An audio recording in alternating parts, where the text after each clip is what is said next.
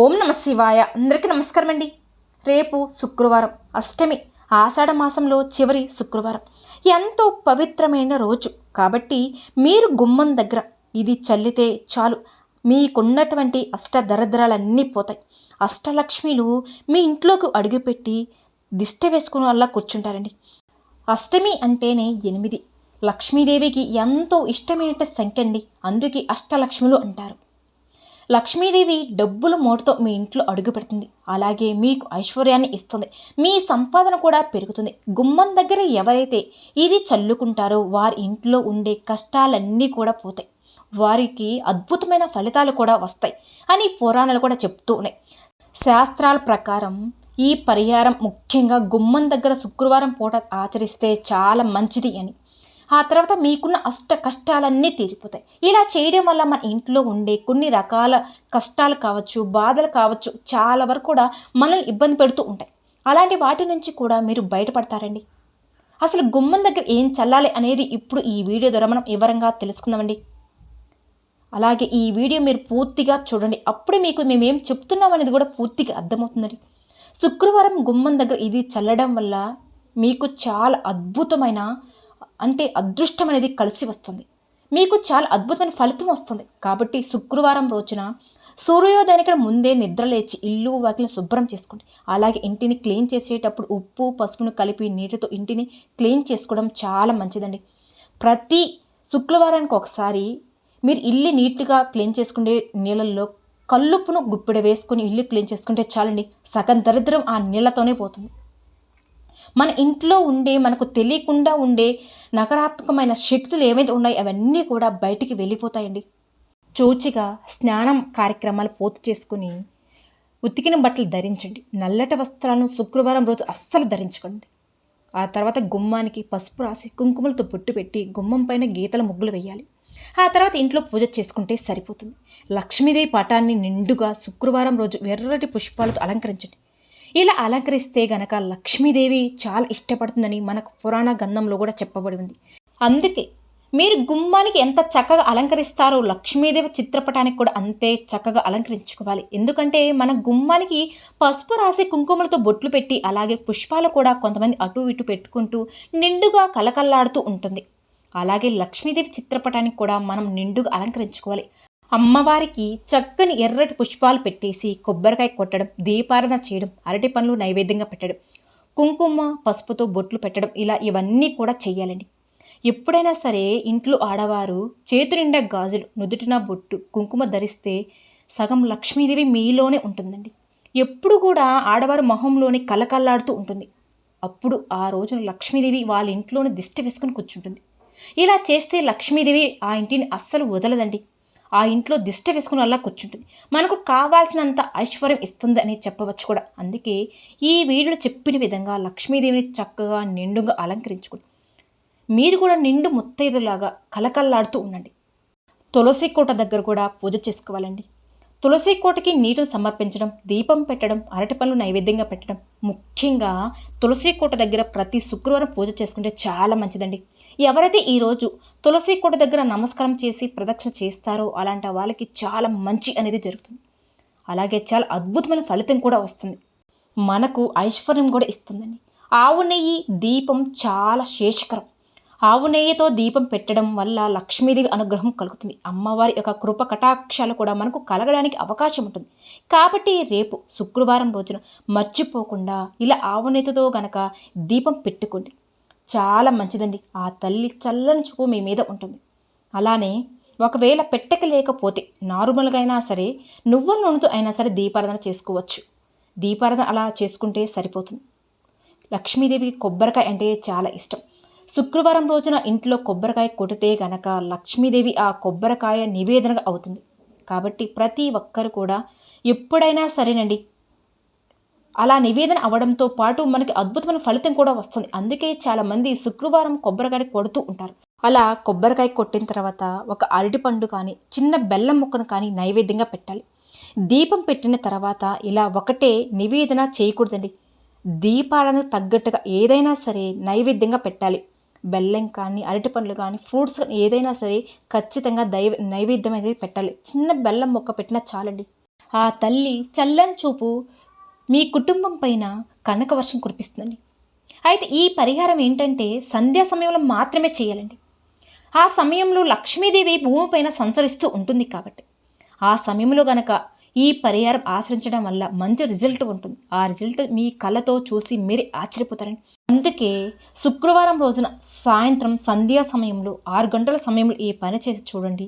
వారికి తప్పకుండా లక్ష్మీదేవి ప్రవేశిస్తుందండి. వారికి ఐశ్వర్యంతో పాటు చక్కటి అభివృద్ధి కూడా ఇస్తుంది. ఏదో ఒక రూపంలో ధైర్యం ఇస్తుంది. ఆ తల్లి ముందుకు నడిపిస్తూ ఉంటుంది.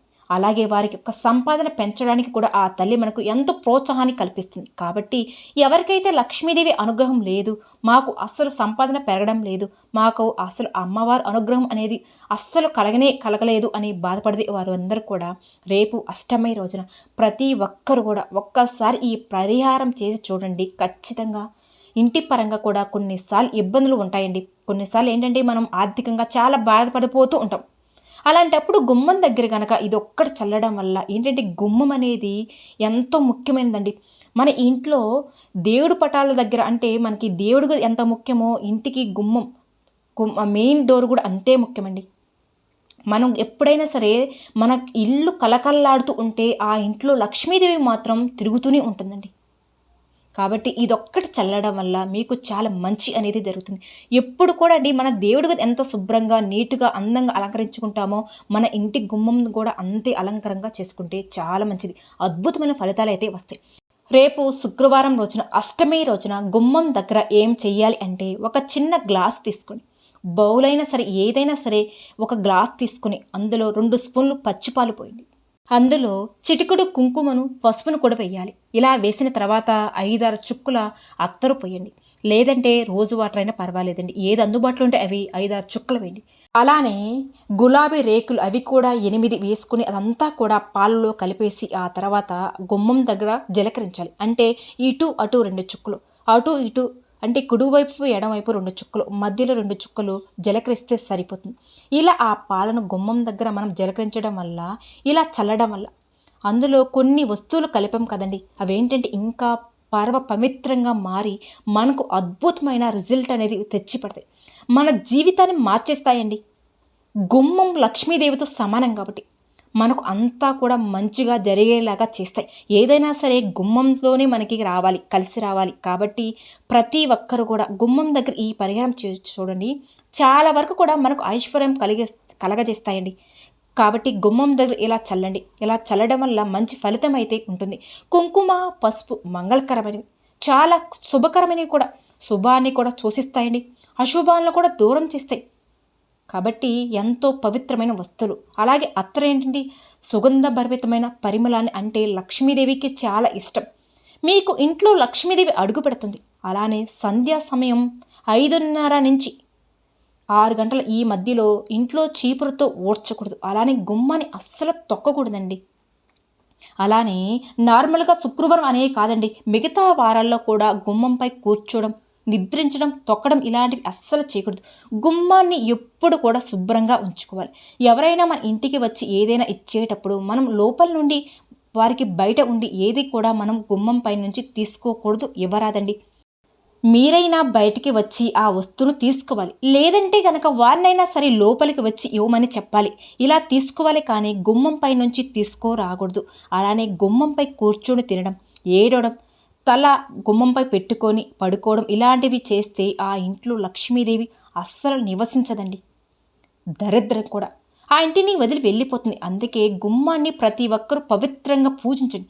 మన ఇంటికి మంచి రావాలన్నా, చెడు పోవాలన్నా గుమ్మం నుంచే వస్తుంది.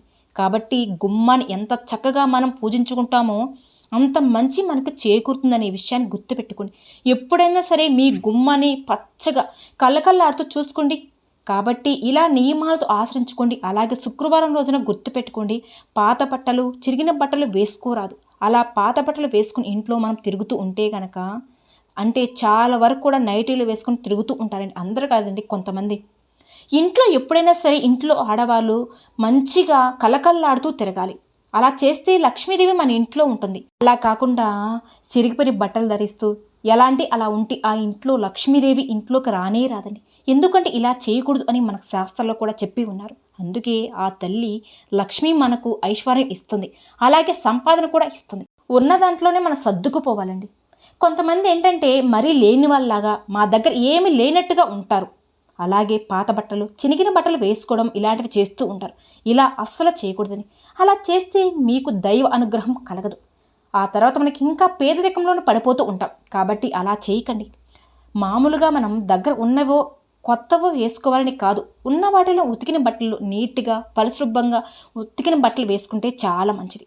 ఆ తర్వాత మీకు చాలా అద్భుతమైన ఫలితం అనేది ఉంటుందండి.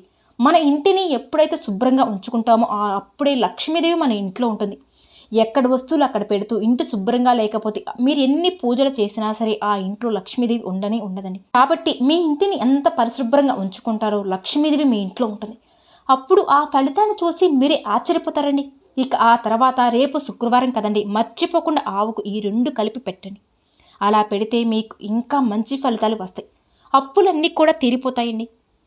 మీరు అప్పులు ఇచ్చే స్థాయికి వెళతారు. అంత మంచి అదృష్టం అనేది కలిసి వస్తుంది. ఎందుకంటే ఆవులో 33 కోట్ల దేవతల యొక్క అనుగ్రహం మీకు కలుగుతుంది అని శాస్త్రాలు కూడా చెప్పబడి ఉంది. ఎందుకంటే ఆవులో సమస్త దేవతలు కొలువై ఉన్నారండి. ఆవు చాలా పవిత్రతను కలిగి ఉంటుంది. కాబట్టి మన గోమాతను మనము కుదిరినప్పుడల్లా కూడా గోమాతను సేవించడం వల్ల మనకున్న సమస్యల నుంచి బయటపడగలుగుతాం. ఆరాధించడం ఇలాంటివన్నీ చేస్తూ ఉంటే, ఎందుకంటే ఆవులో ఒక్కొక్క భాగములు ఒక్కొక్క దేవతలు మూర్తులు కొలువై ఉంటున్నారని మనందరికీ తెలిసిన విషయమే. అందుకే మీరు కూడా రేపు శుక్రవారం అష్టమి రోజున అప్పుల బాధలతో మీరు బాధపడుతూ ఉంటే గనక, సతమతం అవుతూ ఉంటే గనక, ప్రతి ఒక్కరు కూడా ఆవు గనక కనిపిస్తే, ఒకవేళ కనిపించకపోతే గోశాలకెళ్ళైనా సరే ఈ పరిహారం అనేది చేసుకోండి. కొంతమంది చాలా అప్పుల బాధలతో బాధపడిపోతూ ఉంటారండి. అలాంటి వారికి ఈ చిన్న పరిహారం ఎంతో చక్కగా ఉపయోగపడుతుంది. ఒక్కసారి ప్రయత్నం చేసి చూడండి, మీరు నిజంగా నమ్మలేరండి. అంత మంచి రిజల్ట్ తెచ్చి పడుతుంది ఈ పరిహారం అనేది. ఎందుకంటే రేపు పవిత్రమైన రోజు. అంటే 2 కలిపి ఆవుకు పెడితే గనక మీ సుడి తిరిగిపోతుంది, మీకు అప్పులు తీరిపోతాయి. అప్పులు తీర్చే మార్గాలు ఆ భగవంతుడు మీకు ఖచ్చితంగా చూపిస్తాడు అని పురాణాలు కూడా చెప్తున్నాయి. కాబట్టి ఈ 2 వస్తువులు కలిపి పెట్టండి.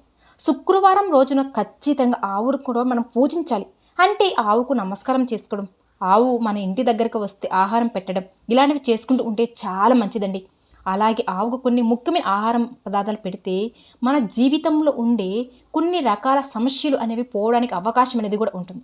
మన చేతులతో ఆవుకు ఆహారం తినిపించాము అనుకోండి, 33 కోట్ల మంది దేవతలకు మనమే ఆహారం పెట్టినట్టు అర్థమని శాస్త్రాలు కూడా చెప్పబడి ఉంది. కాబట్టి ప్రతి ఒక్కరు కూడా ఇలా చేయడం వల్ల మీకు అంతా కూడా మంచి జరుగుతుందండి. ఈ పరిహారం ద్వారా మీకున్న సమస్యలు అప్పులు తీర్చుకోవాలని మన పరిహార శాస్త్రంలో కూడా క్లుప్తంగా చెప్పబడి ఉంది.